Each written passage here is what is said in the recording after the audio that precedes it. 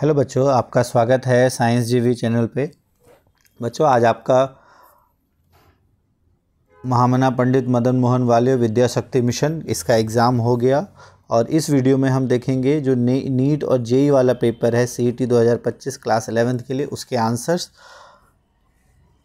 जिसमें हम mainly science के और मैथ्स के जो आपके टोटल 100 क्वेश्चंस हैं साइंस और मैथ्स के मिला के, और जिसमें से 50 क्वेश्चन तो सभी के लिए कॉमन थे और 51 से 75 सिर्फ जेई के लिए और 76 से 100 सिर्फ नीट के स्टूडेंट्स के लिए। तो उन्हीं को अब हम डिटेल में देखते हैं।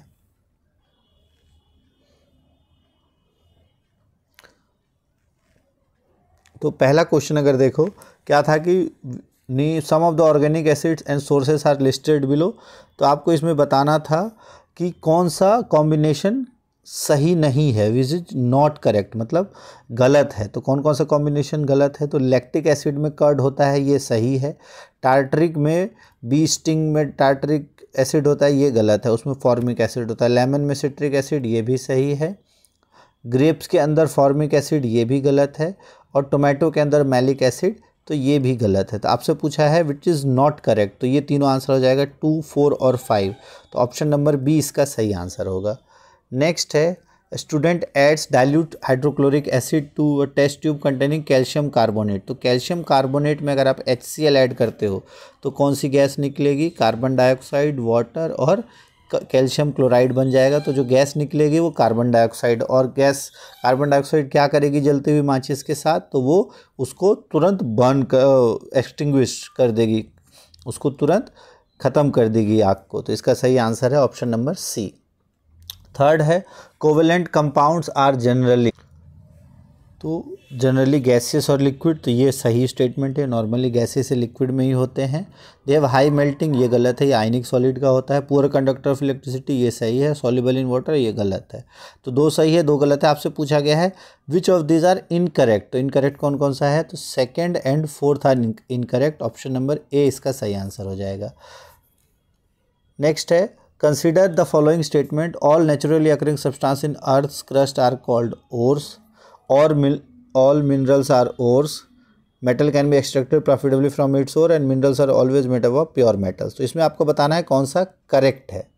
तो अब इसमें कौन कौन से करेक्ट हैं अगर हम देखें तो naturally occurring substance in earth crust are called minerals, तो ये गलत है, यहाँ मिनरल्स होगा, तो ये पहला गलत है आपका। ऑल मिनरल्स आर ओर्स, ये गलत है। ऑल ओर आर मिनरल्स, तो ये भी गलत है हमारा। Metal can be extracted profitably from its, बिल्कुल ये बिल्कुल सही है। And minerals are always made up of pure metal, ये गलत है। Minerals are always made up of जो आपके कंपाउंड्स हैं उनसे मिले होते हैं। तो कौन सा करेक्ट है इसमें? तो ऑप्शन नंबर डी इसका हो जाएगा, only third. Next fifth question है, which of the following metal are found in free as well as combined state, के फ्री में भी फाउंड होते हैं और कंबाइंड स्टेट में भी। तो इसका जो सही आंसर है वो हो जाएगा कॉपर एंड सिल्वर, ये कंबाइंड फॉर्म में भी एग्जिस्ट करते हैं और फ्री फॉर्म में भी।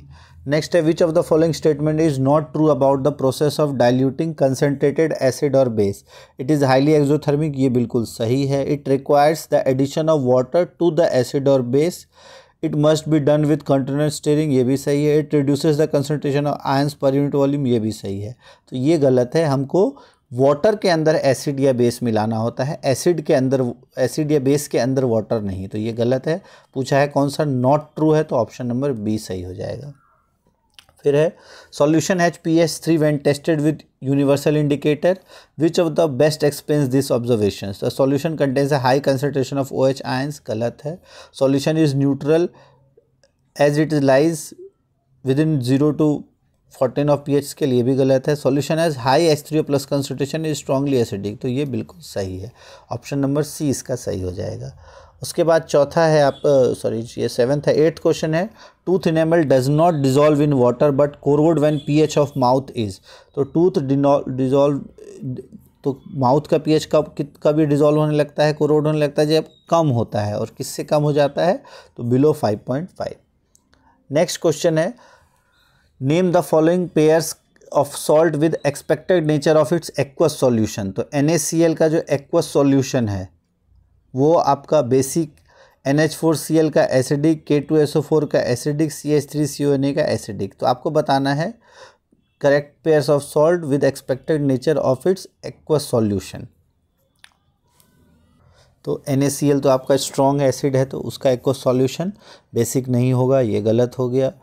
NH4Cl जो है वो वीक आपका एसिड है, तो इसका जो एक्वस सॉल्यूशन है एसिडिक होगा, ये बिल्कुल सही है। CH3CONA ये भी आपका वीक, इसमें आपका NaOH और वीक एसिड मिलके बनता है, तो इसका जो सॉल्यूशन है वो बेसिक होगा, ये एसिडिक नहीं होगा, क्योंकि NaOH स्ट्रॉन्ग बेस हो जाएगा और K2SO4 ये तो आपका सॉल्ट है, इसका भी नहीं होगा। तो इसका सही आंसर हो जाएगा NH4Cl। करेक्टली पेयर्ड है कि इसको जब हम वाटर में मिलाएंगे तो NH4OH और प्लस HCl, तो जिसमें HCl स्ट्रॉन्ग एसिड है और NH4OH जो है वो वीक बेस है, इसलिए वो एसिडिक बिहेवियर शो करेगा। बट इस केस में NaOH जो है वो स्ट्रॉन्ग बेस है, CH3COH वीक एसिड है, तो वो बेसिक बिहेवियर शो करेगा। तो इसका सही आंसर है ऑप्शन नंबर बी। नेक्स्ट है a gas evolve from NaHCO3 when HCl is passed into lime water. Lime water होता है आपका CaOH2, तो CaOH2 से जब आप HCl जो रिएक्शन जब आप पास करोगे NaHCO3 और HCl का, तो कौन सी गैस निकलती है? Carbon dioxide. और जब इसके साथ इसको रिएक्ट करोगे तो क्या बनता है? कैल्शियम कार्बोनेट, ठीक है। The solution turns milky then after becomes clear with prolong bubbling. तो ज़्यादा देर करते हो तो कैल्शियम हाइड्रोजन कार्बोनेट बन जाता है, तो इसका सही आंसर ऑप्शन नंबर बी। फिर है which of the following does not produce free ions in aqueous solution and hence fails to light a bulb? H2SO4, NaOH, glucose और CH3COH। तो H2SO4 ये इजीली कर पाएगा, NaOH भी इजीली कर पाएगा, CH3COH ये भी CH3CO और H में कन्वर्ट हो जाएगा, ग्लूकोज नहीं कर पाएगा क्योंकि ये कंपाउंड है, बाकी सब जो है वो आयंस में इजीली कन्वर्ट हो सकते हैं। तो इसका सही आंसर हो जाएगा ग्लूकोज। नेक्स्ट है which statement best explain why it is important to mention physical state in chemical equation. तो फिजिकल स्टेट केमिकल इक्वेशन में बताना क्यों ज़रूरी है? To make the equation balanced, identify limiting reason, show whether the substance acid और provide information about condition and nature of substance involve. तो इसका सही आंसर डी हो जाएगा। फिर है which of the following is balanced chemical equation. इनमें से कौन सा बैलेंस्ड केमिकल इक्वेशन है? अगर आप यहाँ देखो Na + H2O, तो यहाँ पे H3 है तो ये नहीं हो जाएगा। N2 + H2 ये भी नहीं होगा। CH4 + 2O2 gives CO2 + 2H2, तो बिल्कुल ये बैलेंस लग रहा है हमारा। कार्बन 1, ऑक्सीजन 4, तो 2 और 2 4, हाइड्रोजन 4, 2 दूनी 4, तो ऑप्शन नंबर सी इसका सही है। फिर है which of the following reaction is displacement as well as redox, कि डिस्प्लेसमेंट भी है और रेडॉक्स भी है। तो अगर हम देखें इसमें से रिडक्शन और ऑक्सीडेशन दोनों हो रहा हो और डिस्प्लेसमेंट भी हो रहा हो, तो ये अगर आप देखो तो यहाँ पर ये डिस्प्लेसमेंट है, लेकिन क्या ये रेडॉक्स है? तो यहाँ पर हम इस केस में आपका ये डिस्प्लेसमेंट नहीं है, इस केस में भी ये आपका डिस्प्लेसमेंट नहीं है, ठीक है। तो इसका सही आंसर यही होगा। एक्चुअल में सारे रिएक्शन रेडॉक्स रिएक्शन होते ही हैं, ठीक है, बट आपको बताना है डिस्प्लेसमेंट इसमें से कौन सा है। तो ये ऑप्शन नंबर बी हो जाएगा। सिर्फ यही एक डिस्प्लेसमेंट है, ये भी आपका डबल डिस्प्लेसमेंट है, ये भी डबल डिस्प्लेसमेंट है, ये भी डबल डिस्प्लेसमेंट है, तो ऑप्शन नंबर यही इसका सही आंसर होगा। नेक्स्ट है which statement is incorrect regarding decomposition reaction, it requires heat inform energy in form of heat, light, electricity, ये सही है। Is always exothermic in nature, ये बिल्कुल गलत है, ऑल एंडोथर्मिक इन नेचर, तो यही हमारा गलत है, तो यही आंसर होगा। नेक्स्ट है which statement is incorrect about the, इसमें और देख लेते हैं कहीं दो को और तो ज़्यादा गलत। Electrolysis of water decomposition reaction breaks down, हाँ तो दोनों सही है। फिर है which statement is incorrect about the prevention of rancidity, rancidity को प्रिवेंट करने के लिए कौन सा इनकरेक्ट है, मतलब सही नहीं है। Refrigeration slows down the oxidation process, तो ये सही स्टेटमेंट है। Addition antioxidant increases shelf life, ये भी सही स्टेटमेंट है। Exposing food to air speeds up rancidity, ये भी सही स्टेटमेंट है। Repeated heating of oil prevents rancidity, तो यही हमारा इसमें गलत हो जाएगा, क्योंकि रिपीटेड हीटिंग से ऑयल ख़राब हो जाता है, रेंसिड हो जाता है, तो इसका सही आंसर है option number D. Next 17th question है which of the following best explain the difference between in physical properties between diamond and graphite, तो atoms are made up of different element, तो ये तो बिल्कुल गलत है, सेम एलिमेंट का होता है। Diamond has metallic bond while graphite is covalent bond, ये भी गलत है। Difference lies in bonding arrangement and carbon atoms, तो यही सही है, ऑप्शन नंबर सी। नेक्स्ट है which of the following set contains only unsaturated hydrocarbon, C2H2, C3H4, C4H6, C4H10, C2H4, C2H2, तो इसमें तो ये आपका एल्केन है, तो ये वाला नहीं होगा। फिर C3H8, ये भी नहीं है, एल्केन है। C2H4, C2H6, C3H6, तो इसमें भी ये आपका एक एल्केन हो गया, तो ये नहीं होगा, ऑप्शन नंबर बी ही हमारा सही आंसर होगा। नेक्स्ट है क्वेश्चन नंबर आपका कितना है 19, which of the following reaction is not typically shown by saturated hydrocarbon, से कौन सा रिएक्शन शो नहीं होता। Substitution with halogen in presence of sunlight, तो ये तो बिल्कुल शो होता है। Combustion in presence of oxygen, ये भी शो होता है आपका। Addition of hydrogen to the carbon chain और formation of carbon dioxide and water, तो ये भी जब हम जलाते हैं तो ये भी होता है। एडिशन ऑफ हाइड्रोजन नहीं होगा, क्यों? क्योंकि वो सैचुरेटेड है, अगर अनसैचुरेटेड होता तो एडिशन ऑफ हाइड्रोजन होता, तो इसका सही आंसर है ऑप्शन नंबर सी। फिर 20th क्वेश्चन है which of the following pairs compound belong to the same homologous series, same homologous series से कौन बिलोंग करता है, तो ये है आपका मीथेन, ये है इथीन, ये अलग है।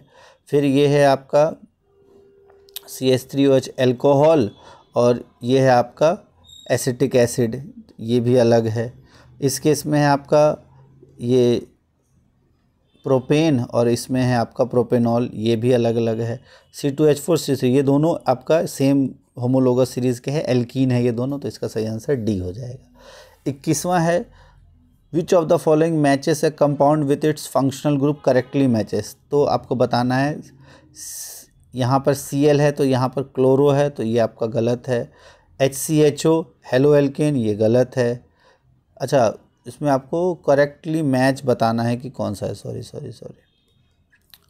तो करेक्टली मैच में आपका ये आपका हेलो एल्केन हो जाएगा, HCHO हो जाएगा आपका एल्डिहाइड, CH3COH3 कीटोन, और ये आपका एल्कोहल। तो P का 2, Q का 3, तो इसमें किस में आ रहा है, P का 2, Q का 3, तो एक में ही आ रहा है, P का 2, Q का 3, R का 1, S का 4, तो इसका सही आंसर है ऑप्शन नंबर ए। नेक्स्ट है आपका 22 विच of the following is correct general formula of cycloalkane with N carbon, तो साइक्लोएल्केन और आपका एल्कीन दोनों का फॉर्मूला सेम होता है, तो इसका सही आंसर है CnH2n, option number B. Next है एसर्शन रीजनिंग वाले अब दो क्वेश्चन है कि सोप्स आर सोडियम और potassium salt of long chain carboxylic acid, बिल्कुल सही है। Hydrocarbon tail of soap molecule dissolve in water while the ionic head dissolve in non polar substance like grease, तो ये बिल्कुल गलत है, तो ऑप्शन नंबर हो जाएगा इसका एसर्शन जो है वो सही है और रीजनिंग गलत है, तो ऑप्शन नंबर सी इसका सही हो जाएगा। 24th क्वेश्चन है decomposition of vegetable matter into compost, तो डिकम्पोजिशन एक एक्सोथर्मिक प्रोसेस है, बिल्कुल सही है। During decomposition microorganism require energy form of heat to break down organic matter, तो ये गलत है आपका, तो एक एक्सोथर्मिक प्रोसेस है, तो ये तो एंडोथर्मिक बताया गया है, तो ये गलत है, तो इसका सही आंसर हो जाएगा C, option number assertion is correct but reason is incorrect. तो डिकम्पोजिशन एक एक्सोथर्मिक प्रोसेस होता है, एंडोथर्मिक नहीं। अच्छा, यहाँ पे आपको डाउट हो सकता है कि डिकम्पोजिशन तो एंडोथर्मिक होता है, तो वो डिकम्पोजिशन ऑफ ऑर्गेनिक मैटर है यहाँ, ठीक है, ये हमेशा एक्सोथर्मिक होता है, एंडोथर्मिक नहीं होता। 25th क्वेश्चन है aqua ridge prepared by mixing concentrated HCl and concentrated nitric acid is 3:1, सही है ये। Aqua ridge can dissolve gold even though concentrated hydrochloric acid and concentrated nitric acid usually can not, ये भी सही है, correct explanation भी है, तो इसका हो जाएगा ऑप्शन नंबर ए। तो ये सारे केमिस्ट्री के 25 के 25 क्वेश्चन के बिल्कुल करेक्ट आंसर्स है, इसमें से आप देख लो आपके कितने सही हैं। अब हम देखेंगे सेक्शन बी जो कि है आपके मैथ्स के क्वेश्चन, इसको हम थोड़ा सा बाद में देखेंगे, अभी हम पहले देख लेते हैं फिजिक्स और केमिस्ट्री के, ठीक है। अच्छा, ये फिजिक्स के ही हैं, सॉरी ये फिजिक्स का ही क्वेश्चन है, अच्छा फिजिक्स का ही क्वेश्चन है। तो इसमें कहा गया farmer moves along a boundary of square field of side 10 metre in 40 second, तो ये 10 मीटर 40 सेकेंड में पूरा ट्रैवल करता है। What will be the magnitude of displacement of the farmer and the total distance travelled by him at the end of 1 minute 40 second. तो 40 seconds में आपका ये पूरा चक्कर लगा लेता है बाउंड्री में, ठीक है। तो 40 सेकेंड्स में कितना चलता है, 10 10 10 10, तो 40 सेकेंड में 40 मीटर, ठीक है। 40 सेकेंड में 40 मीटर मतलब 1 सेकेंड में 1 मीटर, ओके। अब कहा गया है 1 मिनट 40 सेकेंड, तो टोटल कितने हो गए, 60 और 40 100 सेकेंड। तो 100 सेकेंड में कितने मीटर चलेगा, तो 100 मीटर चलेगा। तो टोटल डिस्टेंस जो ट्रैवल होगा वो होगा 100 मीटर। तो 100 मीटर ये दोनों तो होगा नहीं, इन दोनों में से। अब उसके बाद आपको पूछा गया है डिस्प्लेसमेंट। मान लो यहाँ से ये स्टार्ट करता है, ठीक है, इस ए पॉइंट से स्टार्ट करता है, तो 40 में फिर दोबारा यहाँ पहुँच जाता है, फिर 40 में दोबारा यहाँ पहुँच जाता है 80, फिर 80 के बाद 10 यहाँ और 10 यहाँ 20। तो आप इसको नहीं जोड़ोगे क्योंकि डिस्प्लेसमेंट होता है शॉर्टेस्ट डिस्टेंस, तो ये डिस्टेंस होगा। तो ये डिस्टेंस कितना हो जाएगा, 10√2। तो 10√2 और 100 इसका सही आंसर हो जाएगा। अगला है a moving object of mass m has linear momentum p and kinetic energy E। तो कोई ऑब्जेक्ट मूव कर रहा है जिसका मास m है, लीनियर मोमेंटम p है और काइनेटिक एनर्जी E है। अगर अप्लाई करेंगे हम constant force for a certain time, it's kinetic energy becomes 4E। तो न्यू मोमेंटम क्या होगा, ठीक है। तो काइनेटिक एनर्जी और इसके बीच का जो रिलेशन होता है ये आपको पता है। काइनेटिक एनर्जी मान लो E है, ये होता है आपका p²/2m। ये एक रिलेशन होता है काइनेटिक एनर्जी और मोमेंटम में, जहाँ p ये है। और तो अगर ये 4E हो गया, मान लो E की जगह ये 4E हो गया, तो अब p² की जगह हमारा p डैश मान लेते हैं, p'²/2m। अब यहाँ पे E की वैल्यू किसके बराबर दी है आपको, 4 × E की वैल्यू है आपको p²/2m, ठीक है। और यहाँ पे है आपका p'²/2m। तो यहाँ से 2m से 2m कैंसिल हो जाएगा, ठीक है। और आपका जो p डैश का स्क्वायर है, p डैश हो जाएगा √4p²। तो 4p का 2 और p² का 2p। तो इसका सही आंसर हो जाएगा option number B 2p। Next है the cubical block of wood of edge length 10 centimeter and cylindrical block of wood with uniform cross section and base radius 7 has been placed on tabletop. If both the blocks have same mass, then the ratio of pressure exerted by the cubical block तो आपको cubical block द्वारा कितना pressure exert किया जा रहा है उसको बताना है। मैं डायरेक्ट आंसर बता देता हूँ, एक्सप्लेनेशन में आपका काफ़ी टाइम चला जाएगा। अगर किसी क्वेश्चन की आपको एक्सप्लेनेशन चाहिए होगी तो आप पूछ लेना, तो मैं आपको एक्सप्लेनेशन भी बता दूंगा। तो इसमें मेनली आपको एरिया दोनों का निकालना था और फिर उसके बाद आपको प्रेशर एक्सर्ट करना है फोर्स अपॉन एरिया करके। और जब आप प्रेशर फोर्स इसमें m × g हो जाएगा, तो मास × g, और जब आप प्रेशर एक्सर्ट करोगे तो दोनों को जो रेशियो आएगा वो आ जाएगा आपका 49π/100, ऑप्शन नंबर डी। नेक्स्ट है car is moving with constant speed along a straight path and unbalanced force is not required to. तो अनबैलेंस्ड फोर्स की ज़रूरत नहीं है to keep it moving with uniform velocity. तो एक कांस्टेंट स्पीड से चल रहा है तो हमको अनबैलेंस्ड फोर्स की ज़रूरत नहीं है उसको मूव करते हुए। तो इसी का आंसर ए ही हो जाएगा। मोमेंटम डिक्रीज़ करने के लिए चाहिए, बढ़ाने के लिए चाहिए, डायरेक्शन चेंज करने के लिए चाहिए, बस यूनिफॉर्म वेलोसिटी में चलने के लिए उसको कुछ भी अनबैलेंस्ड फोर्स की ज़रूरत नहीं है।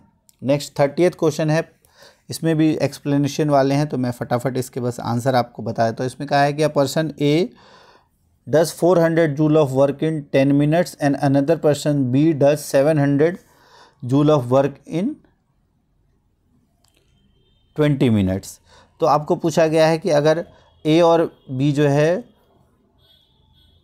इफ पावर डिलीवर्ड, पावर दोनों का दिया हुआ है PA1 और P2, तो आपको बताना है इनमें से कौन सा सही है। तो पावर होता है वर्क अपॉन टाइम, आपको पता ही है।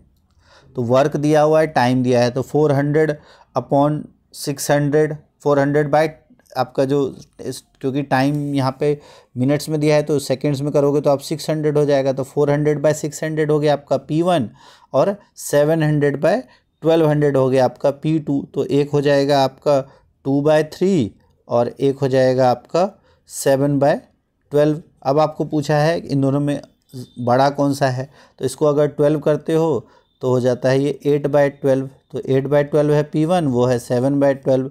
तो कौन सा बड़ा है? तो आपका P1 बड़ा है P2 से, तो इसका सही आंसर हो जाएगा ऑप्शन नंबर बी। नेक्स्ट है force of attraction between two unit point masses separated by unit distance is called. तो दो यूनिट मास के बीच अगर कुछ डिस्टेंस सेपरेटेड है यूनिट डिस्टेंस, तो उनके बीच का जो अट्रैक्शन फोर्स है वो कहलाता है यूनिवर्सल ग्रेविटेशनल कांस्टेंट।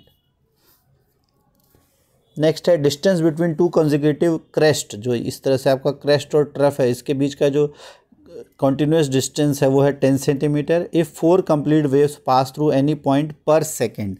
तो 4 वेव्स पर सेकेंड, तो आपका जो फ्रीक्वेंसी है ये हो गया आपका वेवलेंथ, और जो फ्रीक्वेंसी है वो आपका कितना दिया हुआ है 4, ठीक है। तो अब पूछा ये 4 हर्ट्ज़ हो गया पर सेकेंड। तो वेलोसिटी क्या होता है? तो वेलोसिटी होता है आपका वेवलेंथ इंटू फ्रीक्वेंसी। तो आपका 10 × 4 40 सेंटीमीटर पर सेकेंड हो जाएगा। नेक्स्ट है, और इसमें मीटर तो ना 40 सेंटीमीटर पर सेकेंड। अगला है ball of mass 0.4 kg moves with velocity this and stop in this second, then the force on the ball. तो आपको बॉल का मास दिया है, m दिया हुआ है, वेलोसिटी दी हुई है और टाइम दिया हुआ है कि इतने सेकेंड में रुक जाता है। तो आपको फोर्स निकालना है। तो फोर्स होता है आपका मास इंटू एक्सेलरेशन। तो आप एक्सेलरेशन निकाल लो। क्यों? क्योंकि जब वो रुक जाता है तो फाइनल वेलोसिटी हो गई 0, इनिशियल वेलोसिटी थी आपकी 10 मीटर पर सेकेंड, तो एक्सेलरेशन हो जाएगा आपका v - u/t। तो 10 0 - 10 तो -10/0.1, तो हो जाएगा आपका ये 100 metre per second square minus का, और फिर जब 0.4 kg से मल्टीप्लाई करोगे तो ये हो जाएगा आपका 40 न्यूटन, ठीक है। तो इसका सही आंसर है 40 न्यूटन, और अगर साइन पूछता तो नेगेटिव में आ जाता। नेक्स्ट है व्हेन साउंड, यहाँ 34th क्वेश्चन है, when sound travelled from air to water the following remains constant, velocity, frequency, wavelength, या ऑल ऑफ द अबव। तो जब भी साउंड एयर से वाटर के अंदर जाएगी, एयर से वाटर के अंदर अगर जाएगी, मान लो ये एयर है वाटर के अंदर है, तो ये बेंड कर जाती है इसकी तरफ, क्योंकि इसकी वेलोसिटी चेंज हो जाती है। तो वेलोसिटी चेंज हो जाती है बिल्कुल, ठीक है। वेवलेंथ, फ्रीक्वेंसी, अब इन दोनों में से क्या चेंज नहीं होता है? तो वेवलेंथ भी चेंज होता है और फ्रीक्वेंसी चेंज नहीं होती। वो डिपेंड करती है सोर्स पे, जहाँ से वो वेव जनरेट हो रहा है। मीडियम पे फ्रीक्वेंसी डिपेंड नहीं करती। तो इसका सही आंसर है option number B. 35th question है, a man run towards a mirror at 10 metre per second, the speed of image relative to man. तो स्पीड कितनी हो जाएगी उसकी? डबल, यानी 20 मीटर पर सेकेंड। अगला है, an object is placed at 20 centimetre from convex mirror of focal length 10 centimetre, the image found by the mirror. तो आपका ऑब्जेक्ट जो है कॉन्वेक्स मिरर है, कितना लेंथ है? फोकल लेंथ 10, और 20 पे रखा है। मतलब कहाँ पे रखा है आपका?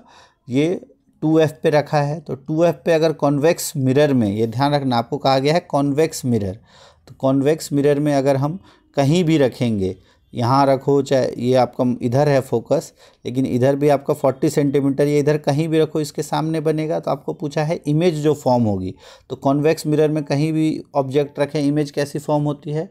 तो इमेज जो फॉर्म होती है वो होता है आपका virtual and 20/3 centimetre from the mirror. तो वर्चुअल होगा, यहाँ है virtual and 20 centimetre from the mirror, real and 20 centimetre. तो 20 सेंटीमीटर तो बिल्कुल नहीं होगा। क्यों? क्योंकि अच्छा ये सी पे रखा गया ना, हाँ, तो हम इसका निकाल लेंगे। कैसे निकालने का फॉर्मूला होता है 1 आपका v + 1/u = 1/f। तो आपको क्या निकालना है? निकालना है हमको v। तो 1/v = 1/f - 1/u। फॉर्मूले में आप रखोगे तो u की वैल्यू नेगेटिव लोगे तो -20, तो इधर हो जाएगा आपका -20 माइनस ऑफ फोकस कितना है आपका 10, तो -10, और अपॉन में f × u कितना हो जाएगा 20 × 10, तो 200। तो इधर आपका ये माइनस का 200। नेक्स्ट, तो ये -30/200, तो 20/3, ठीक है। तो माइनस का है तो मतलब सेम साइड, तो इसका सही आंसर हो जाएगा virtual and 20/3 centimetre from the mirror. Same इसलिए भी नहीं होगा, आप वैसे भी निकाल सकते थे, सेम इसलिए भी नहीं होगा क्योंकि 20 सेंटीमीटर पे रहेगा तो सेम साइज़ बनेगा, और कॉन्वेक्स मिरर हमेशा स्मॉलर साइज़ बनाता है, सेम साइज़ नहीं बनाता। नेक्स्ट है, which of the following phenomena of light are involve in the formation of rainbow. तो रेनबो फॉर्मेशन में कौन सा फिनोमेना इन्वॉल्व होता है? Reflection, refraction, dispersion. तो उसमें 3 होता है आपका, एक तो इंटरनल रिफ्लेक्शन, रिफ्रैक्शन और डिस्पर्जन। तो इसका सही आंसर है ऑप्शन नंबर डी। 38 है, the defect of vision arise to gradual weakening of ciliary muscles. तो सिलियरी मसल्स वीक होने से कौन सा डिफेक्ट होता है? Presbyopia. Cylindrical conductor of length L uniform cross section diameter D has resistance R, another conductor has length 4L and resistance R of the same material has an diameter of cross section. तो आपका resistance जो है वो same है, resistance same है, तो यहाँ length अगर 4 टाइम्स है तो जो एरिया है वो 1/4 हो जाएगा। तो एरिया अगर 1/4 हो जाएगा तो इसका मतलब डायमीटर, ये रेडियस हाफ हो जाएगा, और रेडियस हाफ होगा तो डायमीटर भी हाफ हो जाएगा, तो D/2 हो जाएगा। नेक्स्ट है, रिफ्रैक्टिव इंडेक्स आपका ग्लास का दिया है 3/2, वाटर की दिया है 4/3। अगर स्पीड ऑफ लाइट ग्लास में इतना है तो वाटर में कितना होगा? तो आपका रिफ्रैक्टिव इंडेक्स की अगर हम बात करें तो वो कितना हो जाएगा इसका, तो जब आप इसको फॉर्मूले में लगाओगे, फार्मूला क्या होता है आपका? Velocity is equal to C/n, refractive index. तो इस केस में आपका स्पीड ऑफ लाइट आपको ग्लास में दी हुई है, v दिया हुआ है, c आपको पता है, और रिफ्रैक्टिव इंडेक्स आपको यहाँ गिवन है। तो इससे जब आप निकालोगे, दूसरे जब स्पीड इन वाटर आप करोगे तो इस केस में जो आपका रिफ्रैक्टिव इंडेक्स ऑफ वाटर है वो 4/3 है, तो speed of light in glass इतना है, तो वाटर में कितना हो जाएगा? तो जब सॉल्व करोगे तो इसका हो जाएगा 2.25 इंटू 10⁸ मीटर पर सेकेंड। तो यहाँ आप कर सकते हो, देखो ये 4/3 और ये इसकी स्पीड जो होती है 3 इंटू 10⁸, तो वहाँ से भी आप निकाल सकते हो। ठीक है, तो आपका 3 3 जा 9, 9/4 जब करोगे तो 2.25 इसका सही आंसर हो जाएगा। अगला है, far point of myopic person is 80 centimetre in front of I, the nature and power. तो किसी को अगर मायोपिया हुआ है, तो मायोपिया हुआ है इसका मतलब क्या है? उसको हम कहते हैं निकट दृष्टि दोष, यानी कि उसको दूर का देखने में दिक्कत है। तो जब दूर का देखने में दिक्कत है तो हम यूज़ करते हैं कॉनकेव लेंस यानी अवतल लेंस। तो अवतल लेंस तो पहले आंसर आएगा, तो उत्तल तो बिल्कुल नहीं आएगा, तो ये गलत है। अच्छा, अवतल लेंस का पावर जो है वो क्या होता है आपका? नेगेटिव में होता है, तो ये भी गलत हो जाएगा। अब बचा ये दोनों, इससे फिर अब आप निकाल सकते हो। तो यहाँ आपका 80 सेंटीमीटर है, और जब आप इसको करेक्ट करोगे तो आपको 25 सेंटीमीटर पे रखना होगा। तो जब आपको ऑब्जेक्ट 25 सेंटीमीटर पे रखना है, और सॉरी ऑब्जेक्ट आपका 80 पे है, इमेज 25 पे आपको बनाना है, और फोकस लेंथ आप उससे निकाल लोगे। तो फोकस लेंथ जब आप निकालोगे तो इसका आ जाएगा आपका -1.25 डायोप्टर। इसका फोकस लेंथ आपका, हाँ वैसे यही हो जाएगा। 80 सेंटीमीटर की दूरी पे है तो उसको करना है तो आपको इन्फिनिटी पे देखना है, इन्फिनिटी पे देखना है, तो आपका फोकस जो है इसको 0.8 मीटर का चाहिए, -0.8 मीटर। तो आपका जो पावर है वो होता है 1/0.8, तो 1.25 इसका सही आंसर हो जाएगा। अगला है, current of 3.2 milliampere is flowing through a conductor wire of uniform cross section, then the number of electrons flows per second. तो नंबर ऑफ इलेक्ट्रॉन्स निकालना है आपको, पर सेकेंड कितना फ्लो करेगा। तो इसका अगर हम देखें तो आपको करंट गिवन है, और क्या गिवन है? बस करंट गिवन है, और आपको कुछ गिवन नहीं है। तो वो हम कैसे निकालेंगे? तो जो आपका फॉर्मूला होता है Q/T, ठीक है, तो Q/T I is equal to होता है आपका Q/T। ठीक है, तो इससे पहले आप Q निकाल लोगे, ठीक है, 1 सेकेंड में आप Q निकालोगे। Q के बाद आपको पता है कि एक इलेक्ट्रॉन के ऊपर कितना चार्ज होता है, और जब आप उसमें फॉर्मूले में पुट करोगे तो ओवरऑल जो आंसर है वो हो जाएगा 2 इंटू 10⁻16। नेक्स्ट है, the ratio of lowest total resistance to the highest total resistance. तो लोएस्ट और हाईएस्ट में जो रेशियो होगा वो क्या होगा? जब 4 कॉइल्स को हम कंबाइन करेंगे। तो आपको पता है अगर हम सभी को सीरीज़ में कंबाइन करें तो हाईएस्ट होता है रेजिस्टेंस, तो 4 8 12 12 24 24 और 24 48। ठीक है, और लोएस्ट कब होता है? जब हम सबको पैरेलल में कनेक्ट करें, तो ये हो जाएगा आपका पहले सबको 24 अगर करते हो तो ये हो जाएगा 6/24, ये हो जाएगा आपका 3/24, ये हो जाएगा 2/24 और ये 1/24। तो जब कर तो नीचे 24, 6 3 9, 9 2 11, 11 और 1 12, तो 12/24 यानी 24/2, तो आपका हो जाता है 12, सॉरी 24/12 यानी कि 2 2 आपका हो जाएगा। तो अब इन दोनों का रेशियो जो है वो आपको पूछा गया है, तो आपको हाईएस्ट, अच्छा लोएस्ट टू हाईएस्ट का पूछा है, the ratio of lowest to highest. तो लोएस्ट 2 है, हाईएस्ट 48 है, तो 2/48 यानी 1/24। नेक्स्ट है magnification produced by rear view mirror fitted in vehicle. तो वो हमेशा आपका जो मैग्नीफिकेशन है वो लेस देन 1 होता है, इज़ ऑलवेज लेस देन 1। ठीक है, कहीं भी ऑब्जेक्ट हो हमेशा वो लेस देन 1 होगा, क्योंकि वो छोटा ऑब्जेक्ट आपको दिखाएगा। नेक्स्ट है 4 resistance connected in circuit in the given figure the electric current flowing through resistor 6 and 4 ohm is respectively. तो आपको इस तरह का आपको दिया है, आपको पूछा है कि करंट कितना फ्लो हो रहा है, ओवरऑल जो वोल्टेज है वो आपको कितना दिया हुआ है 10 वोल्ट, तो इसके अंदर कितना करंट जा रहा है इन दोनों में और इस दोनों में कितना करंट जा रहा है वो आपको निकालना है। तो इसमें आप जब आप इन दोनों के रेजिस्टेंस अलग अलग निकाल सकते हो और फिर वो पैरेलल में है, तो ओवरऑल करंट अगर आप देखो तो वो आप निकाल सकते हो। और इसमें आपको निकालना क्या है, हाँ करंट ही निकालना है आपको। तो पहले ये 6 और 6 का हो जाएगा 3, 4 और 4 का हो जाएगा 2, तो 3 और 2 आपका हो जाएगा 5। ठीक है, तो 5 ओवरऑल रेजिस्टेंस 5 है, तो ओवरऑल करंट कितना हो जाएगा, तो 10/2 यानी 2 एम्पियर ओवरऑल करंट होगा। अब आपसे पूछा है कि दोनों में अलग अलग कितना करंट जाएगा, तो इसमें फिर हम दोनों का अलग अलग रेजिस्टेंस निकालेंगे और वोल्टेज से हम निकाल लेंगे। तो अगर आप देखो यहाँ टोटल है आपका कितना 6 और 6 का, जब दोनों पैरेलल में है तो इस केस में आपका ये इधर अब देखो तो टोटल करंट आपका 2 एम्पियर है। तो जब भी हम पैरेलल में करते हैं तो करंट डिवाइड हो जाता है, तो यहाँ भी डिवाइड होगा, यहाँ भी डिवाइड होगा, 2 एम्पियर डिवाइड होगा 1 और 1 में, फिर ये जब जुड़ेगा तो यहाँ जुड़ जाएगा, ये 2 एम्पियर यहाँ जाएगा, फिर यहाँ 1 में, यहाँ 1 में, तो टोटल इसमें भी 1, इसमें भी 1, इसमें भी 1, इसमें भी 1, तो इसका सही आंसर हो जाएगा 1 ampere and 1 ampere, option number C.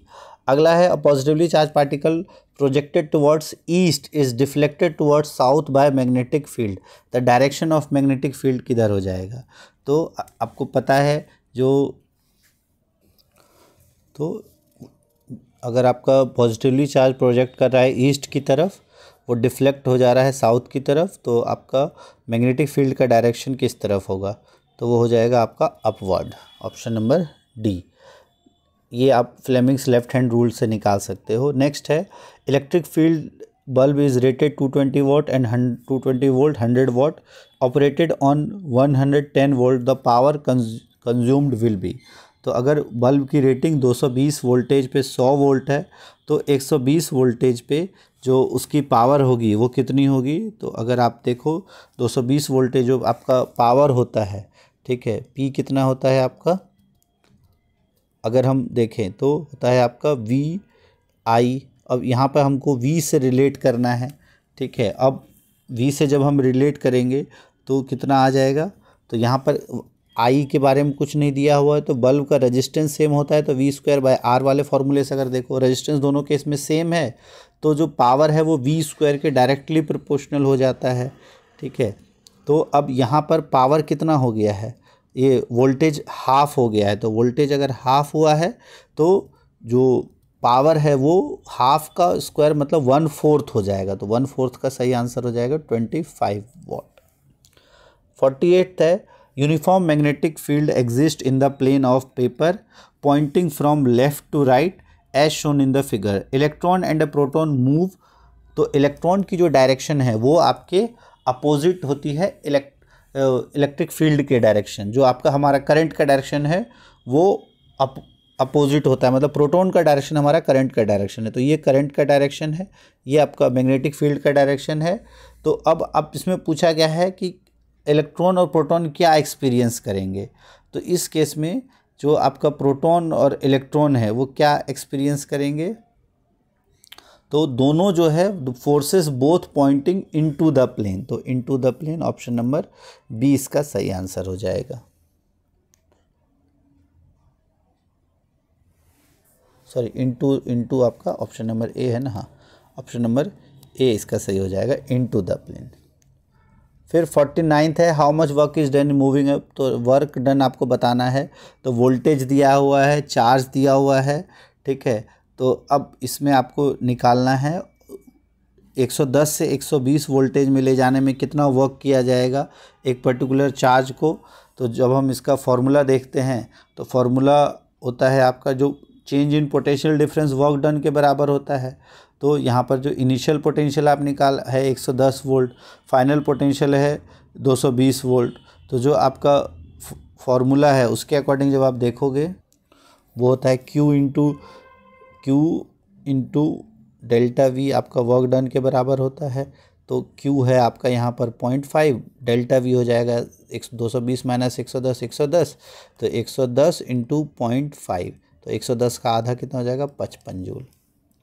50th है, the most important safety method used for protecting home appliances from short circuiting और overloading of circuit. Overloading of circuit या जो से बचाने के लिए हम किसका इस्तेमाल करते हैं, तो वो है आपका ओवरलोडिंग से बचाने के लिए हम इस्तेमाल करते हैं एक फ्यूज़ का। क्योंकि फ्यूज़ जैसे ही आपका कंजप्शन बढ़ने लगता है वो फ्यूज़ में जो वायर है वो मेल्ट हो जाती है और इससे हमारा इलेक्ट्रिसिटी कनेक्शन टूट जाता है और ओवरलोडिंग बच जाता है। तो ऑप्शन नंबर डी इसका सही हो गया। तो ये फिजिक्स के आपके 50 क्वेश्चंस थे। अब फटाफट हम देख लेते हैं बायो के। तो आप कमेंट करना आपके फिजिक्स और केमिस्ट्री में कितने सही गए। ये 50 क्वेश्चन तो सभी को करने ही थे। अब बायो के नीट वालों के लिए है और फिर मैथ्स के देखेंगे। मैथ्स का हम अलग एक सेपरेट वीडियो बना देंगे। इस वीडियो में हम साइंस के तीनों मतलब फिजिक्स केमिस्ट्री बायो के तीनों के क्वेश्चंस कर लेंगे। सेक्शन सी आपको कहा गया mitochondria are the power house of the cell and they are site of ATP production. तो power house of the cell सही है, they are site of ATP production through cellular respiration, ये भी सही है और बिल्कुल करेक्ट एक्सप्लेनेशन है। ऑप्शन नंबर ए इसका सही हो जाएगा। नेक्स्ट है what is not a function of stomata, exchange of gas है, लॉस ऑफ वाटर वेपर है, ट्रांसपोर्ट ऑफ फूड नहीं है। ऑप्शन नंबर सी सही है। फिर है cork cell are dead and complexly arrange the chemical substance present in the walls. तो क्या इसके वॉल्स में प्रेजेंट था, तो वो है आपका सेलुलोज, बिल्कुल सही है। मैच द फॉलोइंग, तो मैच करना है आपको प्लेटलेट्स, जाइलम, एल्वेलाई, नेफ्रॉन। तो प्लेटलेट्स जो हैं वो क्या करते हैं, तो वो आपका ब्लड लॉस को प्रिवेंट करते हैं। फर्स्ट का बी किस पे है, ये हटा दो, ये हटा दो, बचा ये दोनों। फिर second xylem, transport of water, jaw से जाइलम। फिर alveoli, site of gaseous exchange. तो सेकंड का सी, तो यही आंसर है ऑप्शन नंबर ए। 55th है आपका विच of the following represents autotrophic mode of nutrition. तो ऑटोट्रॉपिक मोड ऑफ न्यूट्रिशन कौन सा है, कौन करता है इसमें, तो जो ऑटोट्रॉप्स है वो आपका एल्गे ही है सिर्फ। इसका xylem of a plant is blocked, which process is most directly affected. तो जाइलम क्या करता है, ट्रांसपोर्ट ऑफ वाटर, तो ट्रांसपोर्ट ऑफ वाटर जो है वो अफेक्ट हो जाएगा।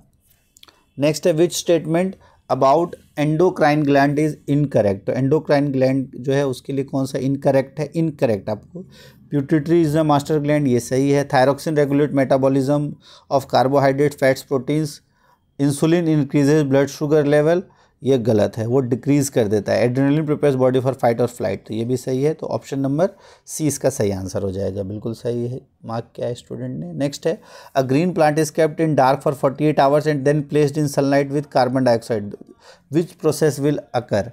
Photosynthesis, respiration and photosynthesis.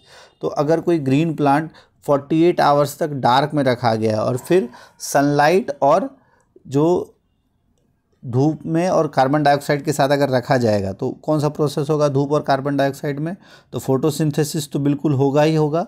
लेकिन क्योंकि वो डार्क में रखा गया था तो प्रॉपर तरीके से वहाँ रेस्पिरेशन भी नहीं हो पा रहा होगा। तो जब भी हम धूप में रखते हैं तो हमेशा दोनों प्रोसेस होता है, रेस्पिरेशन भी होता है और फोटोसिंथेसिस भी होता है।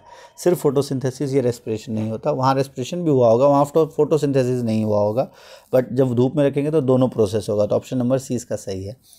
उसके बाद है which of the following is a contraceptive method prevent fertilization. Fertilization को प्रिवेंट करता है copper T, surgical sterilization, oral pills, ये बोथ ए एंड बी। तो जो फर्टिलाइजेशन को प्रिवेंट करता है वो कौन सा है, तो वो है आपका कॉपर टी, ठीक है। ओरल पिल्स क्या करते हैं, ये एग्स को रिलीज़ नहीं होने देते, ठीक है। स्टेरिलाइजेशन से आपका या तो ट्यूबेक्टोमी या वासेक्टोमी होता है तो वो भी नहीं होगा। तो इसका सही आंसर है ऑप्शन नंबर ए ही होगा, जो दोनों को मिलाने नहीं देता है। नेक्स्ट है which blood vessels carries oxygenated blood from lungs to heart. तो लंग्स से हार्ट तक ऑक्सीजनेटेड ब्लड को कौन लेके आता है? तो ओनली वेन जो कि इसको लेके आता है वो है आपका पल्मोनरी वेन, ठीक है। उसके बाद है which of the following match the following. Ozone layer क्या करता है? Prevent UV radiation, prevent depletion, reduce pollution. तो प्रिवेंट यूवी रेडिएशन, फर्स्ट का सी, ये दोनों हटाओ। वाटर हार्वेस्टिंग जो है एफॉरेस्टेशन और 3R। तो अब 3R में आपका रिड्यूस रीयूज हो जा सकता है। एफॉरेस्टेशन से क्या होगा आपका? वाटर हार्वेस्टिंग से क्या होगा? डिप्लीशन ऑफ ग्राउंड वाटर जो है वो प्रिवेंट होगा। एफॉरेस्टेशन जो है, अच्छा एफॉरेस्टेशन से रिड्यूस होगा, तो थर्ड का ए। वाटर हार्वेस्टिंग से डिप्लीशन ऑफ सेकंड का बी, 3R का ये। तो इसका सही आंसर हो जाएगा ऑप्शन नंबर ए। नेक्स्ट है which of the following tissue is responsible for movement of arms and legs. तो आर्म्स और लेग्स के मूवमेंट के लिए कौन सा टिश्यू रिस्पॉन्सिबल रिस्पॉन्सिबल होता है? तो वो होता है आपका स्केलेटल मसल यानी कंकाल पेशी। अब है पाथवे ऑफ ब्लड सर्कुलेशन। तो ब्लड सर्कुलेशन कहाँ कहाँ आता है? Atrium, ventricle, lungs, body, atrium, lungs, ventricle, body, atrium, ventricle, lungs, atrium, ventricle, body. तो इसमें अगर ओवरऑल हम देखें जो पाथवे होता है तो किसका? ब्लड सर्कुलेशन का पाथवे बताया गया है। तो ब्लड सर्कुलेशन हमारा हार्ट से निकलता है किसके थ्रू? एट्रियम के थ्रू, ठीक है। और फिर एट्रियम से एक्सचेंज होता है बॉडी में, फिर वो वेंट्रिकल्स के थ्रू, और वेंट्रिकल्स से फिर हार्ट में एंटर करता है, फिर जाता है वो लंग्स, और फिर तो ये इसका सही हो जाएगा आपका। पहले आपका ऑक्सीजनेटेड ब्लड जाता है, सबसे पहले हम जो आपका राइट एट्रियम में एंटर करता है डीऑक्सीजनेटेड ब्लड, फिर मूव करता है राइट वेंट्रिकल में, फिर राइट वेंट्रिकल से लंग्स में जाता है पंप होने के लिए, फिर ऑक्सीजनेटेड ब्लड फिर दोबारा बॉडी में एंटर करता है, फिर लेफ़्ट एट्रियम में, फिर लेफ़्ट वेंट्रिकल में। तो ये वाला प्रोसेस रहता है। तो एट्रियम, वेंट्रिकल, लंग्स, बॉडी, ये इसका सही है। नेक्स्ट है which tissue in plants provide flexibility and allow easy bending in tender parts. तो ईजी बेंडिंग या फ्लेक्सिबिलिटी जो है वो किस टिश्यू के कारण होती है? तो वो आपका एक टिश्यू जिसे हम कहते हैं कोलेनकाइमा, उसकी वजह से टेंड्रिल्स में खासकर होते हैं। 65th है which of the following example है बायोडिग्रेडेबल वेस्ट। तो biodegradable vegetable peels. Human sex is determined is, sex जो है वो किससे डिटरमाइन होता है? फादर्स के गैमेट से, माइटोकॉन्ड्रियल डीएनए, मदर गैमेट या नंबर ऑफ ऑटोसोम्स। तो फादर्स के gametes. Match the following, Mendel का experiment, Darwin theory, Lamarckism, law of segregation. तो मेंडल की थ्योरी जो है वो आपका पी प्लांट इनहेरिटेंस पे किया गया था। तो फर्स्ट का डी देखो किस में है? फर्स्ट का डी इसी में है, बाकी मैच कर लेता है। डार्विन्स थ्योरी जो है वो नेचुरल सिलेक्शन की बात करता है, तो ये सही है। लामार्किज्म, अच्छा लॉ ऑफ सेग्रीगेशन जो है वो है आपका एक्वायर्ड इनहेरिटेंस, और लामार्किज्म फोर्थ का है आपका, वो होता है आपका थर्ड का ये, और उसके बाद फोर्थ है लॉ ऑफ सेग्रीगेशन। तो ये आई कलर इन प्लांट्स, इसका सही आंसर हो जाएगा ऑप्शन नंबर सी, इसका सही हो गया। नेक्स्ट है 68th, kidney plays important role in homeostasis और it regulates water balance, salt balance and excretion of nitrogenous waste. तो जो आपका किडनी है वो होम्योस्टेसिस करता है। होम्योस्टेसिस क्या होता है? आपका जो इंटरनल बैलेंस है पानी का वो बना के रखता है, बिल्कुल ये भी सही है, ये भी सही है, ऑप्शन नंबर ए इसका सही हो जाएगा। नेक्स्ट है which of the following adaptation is found in desert plant, broad leaves, नहीं ये नहीं होंगे, रिड्यूस लीफ, थिक क्यूटिकल, तो यही सही है। Which of the following prevents back flow of blood in heart, तो वो वॉल्व्स जो हैं वो प्रिवेंट करता है, तो ये सही है इसका आंसर। नेक्स्ट है male gamete in plants are produced inside pollen grains, pollen grains developed into ovule, तो ये गलत है, ये सही है। तो पहला गलत, दूसरा सही, ऑप्शन नंबर सी इसका सही आंसर हो जाएगा।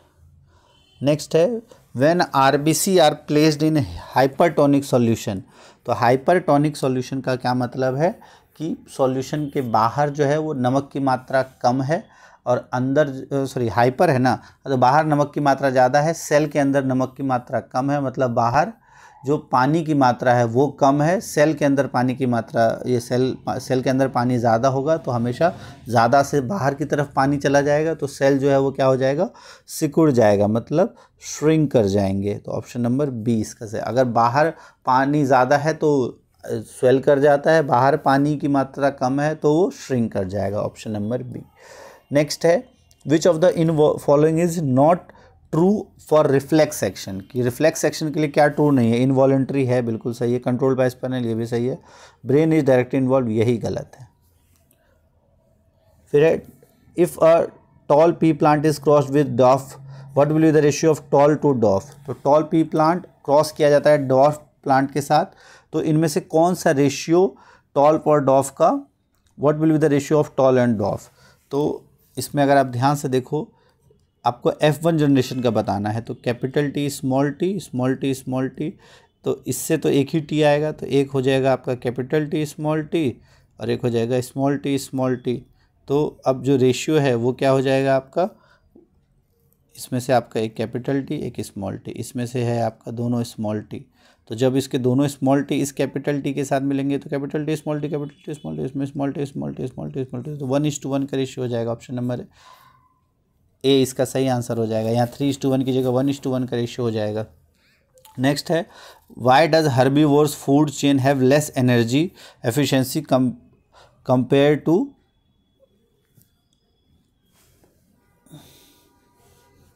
क्या है, हाँ, कंपेयर टू जो आपका कार्निवोरस है, जो हर्बीवोरस शाकाहारी की जो है खाद्य श्रृंखला छोटी खाद्य श्रृंखलाओं की तुलना में कम क्यों होती है। ठीक है, कि हर्बीवोरस फूड चेन जो है वो लेस एनर्जी एफिशिएंट होता है बाकी शॉर्ट फूड चेन से, तो more energy lost is energy transfer flower plants digested no loss of energy, तो more energy is lost at heat, energy transfer is 100%, ये गलत होता है, सभी पौधे पूर्णतः ये गलत है, ऊर्जा की कोई हानि नहीं थी, तो ऑप्शन नंबर ए इसका यानी more energy lost at heat.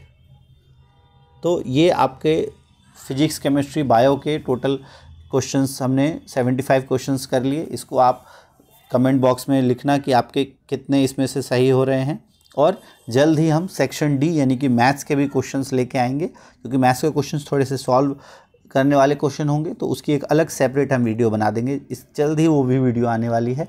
तो आप कमेंट बॉक्स में लिखना कितने आपके मार्क्स बन रहे हैं, और जल्द ही बाकी जो पेपर्स हैं उनकी भी आंसर की हम अपलोड कर देंगे। फिलहाल के लिए इस वीडियो में इतना ही। Thanks for watching science JB.